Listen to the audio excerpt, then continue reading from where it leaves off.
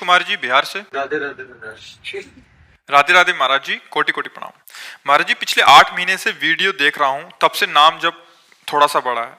महाराज जी ऐसा लगता है कि मेरे प्रारब्ध ही बिगड़ा हुआ है, हर जगह दुख और असफलता ही मिलती है, भविष्य को लेकर चिंता रहती है। नहीं नहीं, आप बिल्कुल ऐसा न सोचो। मनुष्य जीवन केवल पशु की तरह भोग भोग के रो के चले जाने के लिए नहीं है।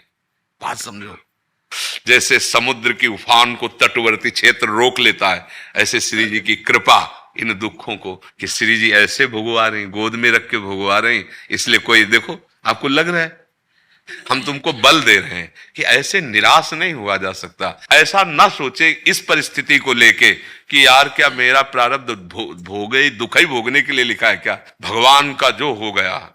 नरसिंह मेहता जी गृहस्थी में थे, बड़े बड़े महापुरुष गृहस्थी में ऐसे हुए हैं कि भगवान ने पूरी जिम्मेवारी ले ली, पूरा साफा बांध लिया, उनके लोक का भी व्यवहार का भी। भात भरले गए, पुत्र के ब्याह में गए भगवान स्वयं। तो भैया ऐसा ना सोचो कि आपका बुरा प्रारब्ध है, नाम जप करो और जो दुख सुख मिले उसे सहते जाओ और आगे का जो मार्ग है वो गंदा ना होने पावे। फिर आप देख लेना।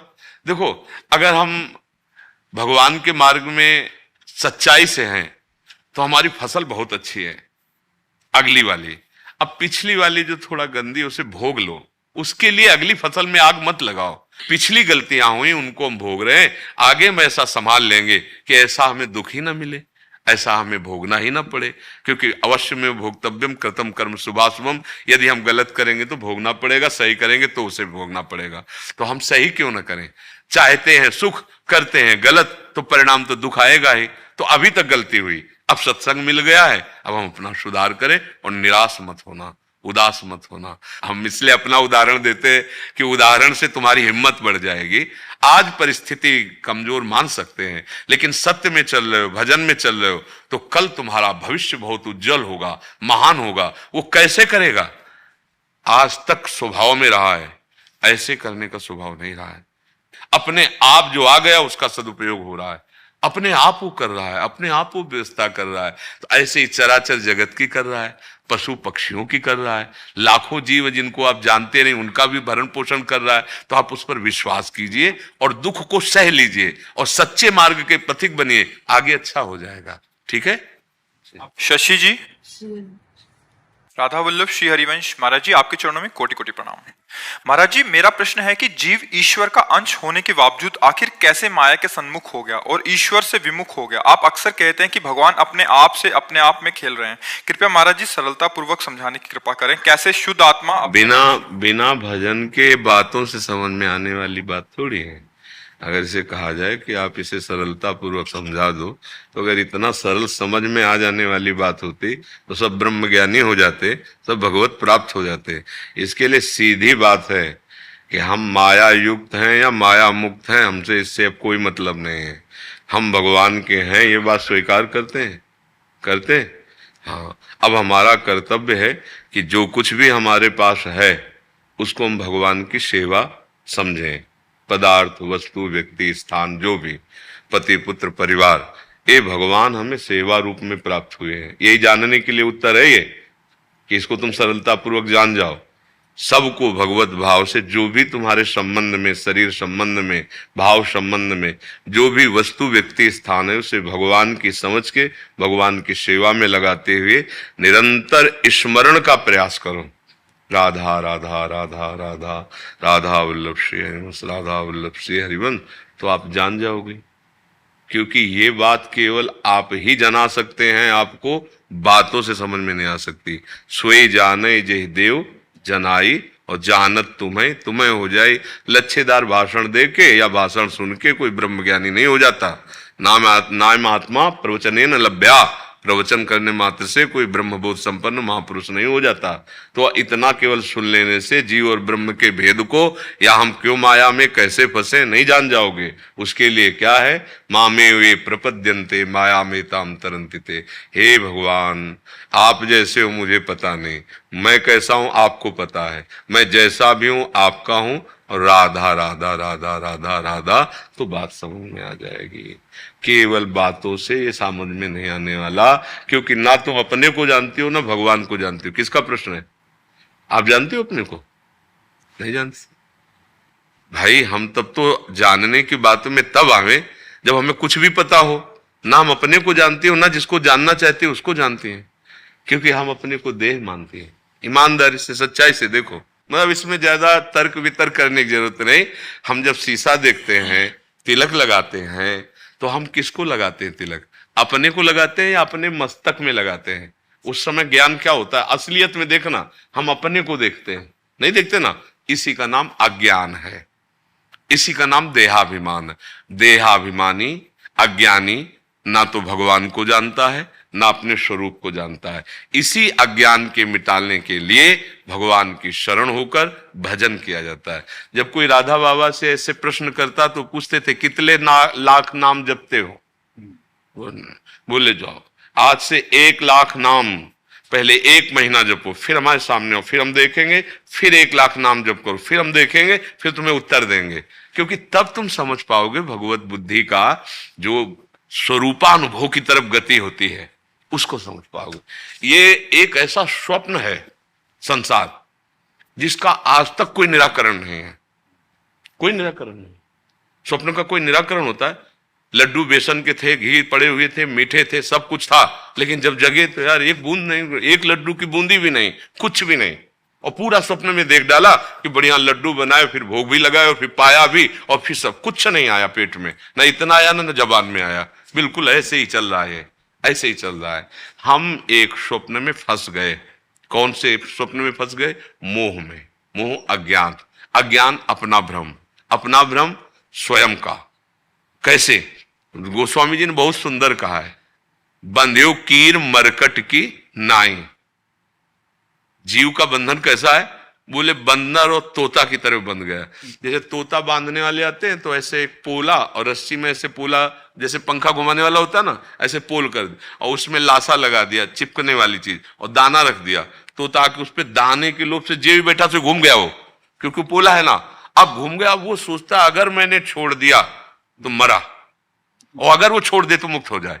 अब वो छोड़ता नहीं है और वो बंधन में आ जाता है बहेलिया के। ऐसे ही बंदर जैसे सुराही है और उसमें अंदर छुआरे भर दिए, चने भर दिए, और वो इतना लोभी है कि ऐसे डाला और मुट्ठी कस के बांध ली, और उस कम मार्ग होने के कारण मुट्ठी निकल नहीं। अब वो बार बार परेशान होता, मुझे किसी ने पकड़ लिया। अगर वो प्रलोभन छोड़ दे तो वो मुक्त ही है। ऐसे ही 5 ज्ञानेंद्रियों के द्वारा भोग रूपी सुराही में हमने डाल दिया हाथ, मन के सहित। अब हम कह रहे हैं हमको माया ने बांध लिया है, हमको, हम इसके बिना नहीं जी सकते, हम इसके बिना नहीं जी सकते, हम इसके बिना नहीं जी सकते। ये असर हमारे मोह का हमारे ऊपर पड़ने लगा। अब ये इतना सत्य भाषित हो रहा है कि सत्य भगवान बिल्कुल नहीं दिखाई दे रहे, और असत्य जो कुछ है वो सब दिखाई दे रहा है, और जितना असत्य है वो सब सत्य लग रहा है। ऐसा लग, आप लोग तो बड़े भाग्यशाली के सत्संग सुन रहे हैं। सैकड़ों हजारों लाखों घड़े रख देने पर जैसे चंद्रमा का प्रतिबिंब या सूर्य का प्रतिबिंब लाखों पड़ सकते हैं, पर सूर्य चंद्र लाखों नहीं हो सकते। ऐसे ये घड़े हैं शरीर, 5 भौतिक घड़े हैं, इनमें एक ही गोविंद, एक ही परमात्मा वो भास रहा है, एक ही है, हजार नहीं है।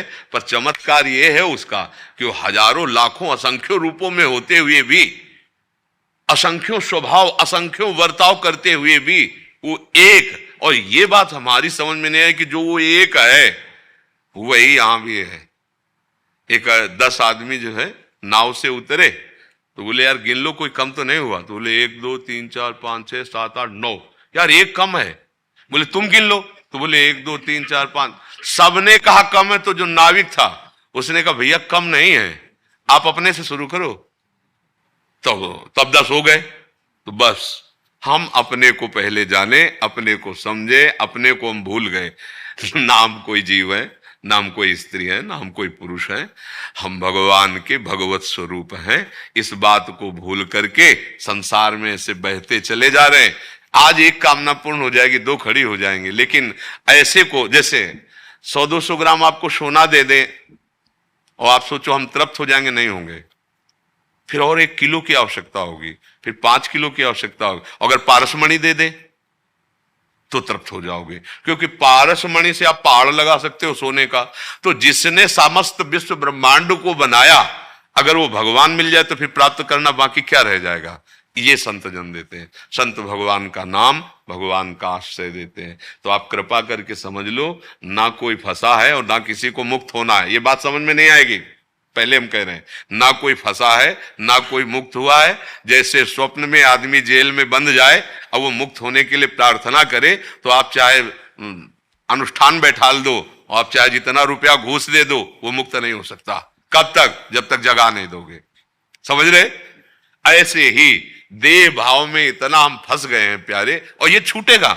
और सबको, गांव के एक आदमी से पूछ लो तो एक एक भैया 4 दिन की जिंदगी मर के जाना है, कुछ साथ नहीं ले जाना, तो फिर कुकर्म काय कर रहा है, पाप कर्म काय कर रहा है, फिर सत मार्ग में क्यों नहीं चल रहा, भगवत चिंतन क्यों नहीं कर रहा, दूसरों के सुख वाली बात क्यों नहीं कर रहा, इतना नीच आचरण में क्यों उतरता चला जा रहा है? तो जो ज्ञान है ना, उसका प्रयोग नहीं हो रहा है और हम फंसते चले जा रहे हैं। सच्ची मानिए, एक भगवान के सिवा दूसरा कोई नहीं है। हम तुम सब उसी सूर्य की किरणें हैं, उसी समुद्र की लहरें हैं। अगर वायु विकार खत्म तो लहर भी समुद्र ही हो गई। और ये तब तक खत्म नहीं होगा जब तक निरंतर भजन नहीं करोगे। तब लग कुशल न जीव को, सपने मन विश्राम, जब लग भजत न राम को, शोक धाम तज काम। हमारे यहाँ ध्रुवदास जी महाराज हुए, वो कह रहे, जो चाहत है नित्य सुख, अरु मन को विश्राम, हित ध्रुव हित सो भजत रहो, पल पल श्यामा श्याम श्यामा श्याम। सब जान जाओगे।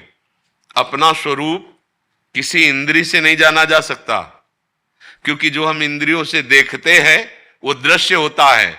हम दृश्य नहीं हैं, हम दृष्टा हैं। तो कोई इंद्री हमें नहीं देख सकती। हम इंद्रियों के द्वारा बाहर का दृश्य देख रहे। जो इंद्री और मन से रहित हुआ वो अपने स्वरूप को, अभी तो मन ही में तन्मयता है।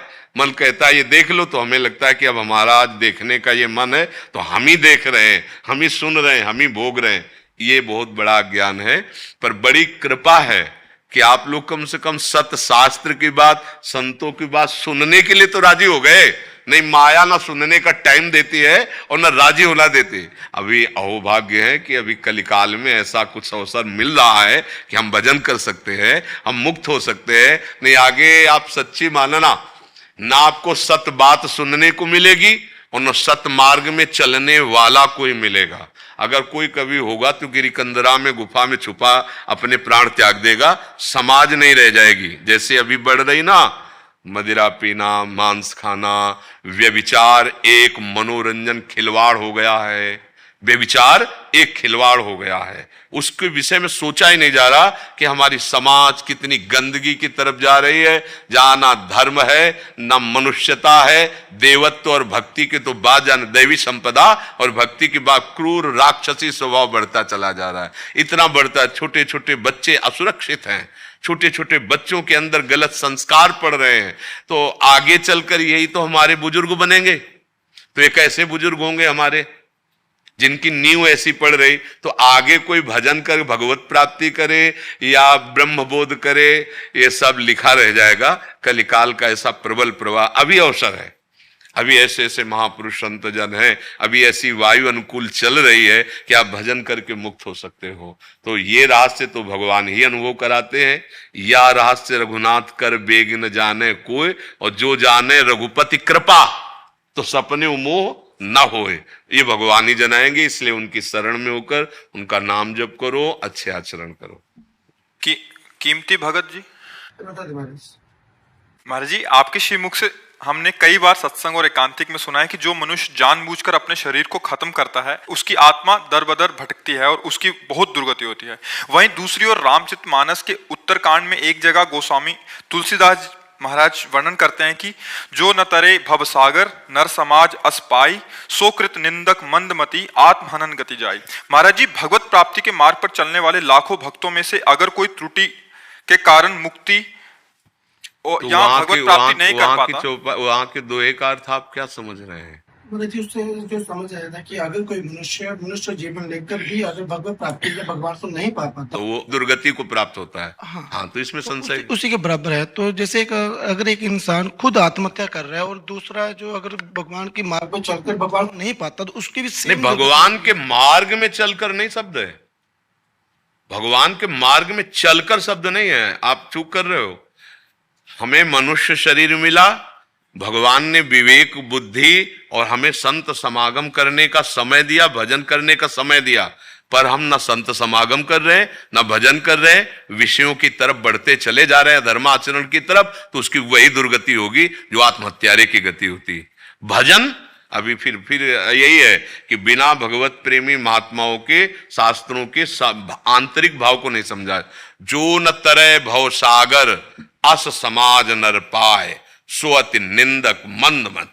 वो बड़ा निंदनीय है, मंदमती है कि काहे के लिए मनुष्य शरीर मिला कि वो अपने सारे पापों को नष्ट करके और भजन करके भगवान को प्राप्त कर ले। और उसने क्या किया, अब मनुष्य जन्म प्राप्त करके भोगों की बाहुल्यता में, भोगों के भोगने में वो चूक गया कि अधर्माचरण है कि धर्माचरण, बस बहता चला गया। और ऐसे लोग काले कर्म ईश्वर मिथ्या दोष लगाए।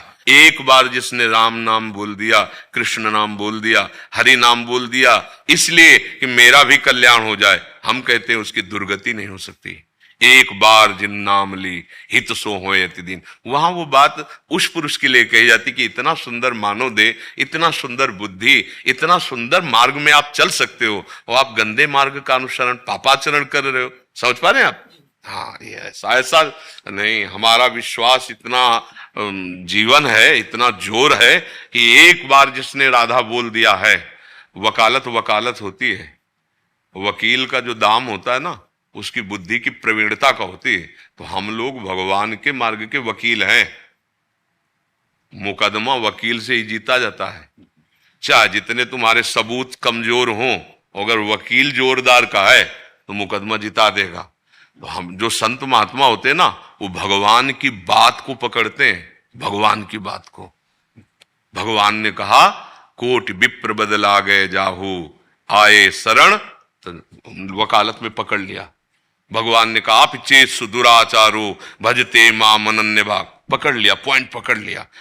महाराज हम तो बहुत पापी, चिंता मत कर, मेरे पास पॉइंट है, तू आ भगवान के शरण में, कृष्ण कृष्ण बोल, राधा राधा बोल, अब तक जो गलतियां की सुधारने की चेष्टा कर, पक्का तेरा कल्याण हो जाएगा, पक्का तुझे भगवान मिले। ये हम अपने बल से थोड़ी करते हैं। वो जान रहा है, पॉइंट जान रहा है, इसलिए हमारा बल नहीं है, मेरे बल तो प्रभु है। अरे उन्हीं से, उन्हीं के बल से, उन्हीं के बातों से, उन्हीं के नाम से, उन्हीं की लीला कथा से, उन्हीं के चरण बल से ये सब है, उन्हीं से है। तो ये जो पॉइंट हम कह रहे हैं कि एक बार अगर राधा कहा है तो भारी पड़ जाएगा यमराज को हिसाब देना। एक बार जीवन में भगवान नाम लिया है तो ऐसा महामहिमा में नाम अगर किसी के जिह्वा से उच्चारण हो रहा है तो हम उसको ये नहीं कह सकते कि आत्महत्यारे की गति को प्राप्त होगा। समझ रहे ना? हाँ, हमारे पास ऐसे बहुत से ऐतिहासिक उदाहरण भी हैं और हम लोग सब उसी लाइन में हैं, उसी लाइन में हैं। अगर भगवान कृपा न करते, उन्होंने कृपा करके निकाला, ऐसे आप लोगों को भी तो निकाल रहे हैं। यहां तक कौन ला रहा है? बिना हमारी लाडली कृपा के आप वृंदावन में कदम नहीं रख सकते, धाम नहीं आ सकते, यहाँ सामने बैठ के संभाषण नहीं कर सकते। जब भगवान द्रवित होते हैं, प्रभु प्रसन्न होते हैं, तभी अवसर प्राप्त होता है। तो वो जो वहां लिखा हुआ है उसका मतलब ऐसा नहीं है कि भजन। और सुनो, गीता जी में भगवान ने कहा मेरा भजन करने वाला अभी भजन शुरू किया और भ्रष्ट हो गया, भजन पूरा नहीं हुआ, तो जानते हो उसकी क्या कोई ऐसी गति नहीं होगी कि बादलों की तरह छिन्न भिन्न हो जाए। श्रीमान कुल वालों के यहां उसको जन्म होगा और जन्म होते ही भक्ति का संयोग होगा और जिस भोग से भ्रष्ट हुआ उस भोग की बाहुल्यता होगी और उस भोग को वैराग्य से त्याग करके वो अब अगला जन्म संभाल लेगा। थोड़ा भी भजन हुआ है तो नष्ट होने वाला नहीं है। धर्म कर्म एक अलग चीज है, पुण्य पाप ये अलग चीज है, भजन एक अलग चीज है। भजन का एक भी बीज कभी नाश नहीं होता, भक्ति बीज पलटे नहीं, जो जुग जाए अनंत, ऊंच नीच कुल उपजय होए संत को संत। एक नाम अगर एक बार का है राधा, तो ये तुम्हें हर समस्या का समाधान देते हुए एक दिन राधा में बना देगा, एक दिन कृष्ण में बना देगा। पूज्य श्री राधा बाबा के वचन कि अगर आपने एक बार कहा राधा कृष्ण तो आपके जीवन की मंगल की नींव रख गई, अब आपका निश्चित मंगल हो जाएगा। ये कोई ऐसा नहीं कि हम भगवान के नाम की महिमा कह रहे हैं, केवल ऐसा ही है, ऐसा ही है। हम लोग अज्ञानी जीव में विश्वास नहीं होता, पर फिर भी विश्वास ना हो कि आग जला देगी क्या, तो जला देगी, उसमें दाई का शक्ति, तुम्हारे विश्वास से क्या उसमें फर्क पड़ेगा। नाम तो एक ऐसा है कि भाव को भाव न खालसहु, नाम जपत मंगल दिस। तो वो बात उपासक के लिए नहीं लिखी है कि उपासना करा भ्रष्ट हुआ तो उसकी दुर्गति हुआ, नहीं। एक भी हमें उदाहरण बताओ।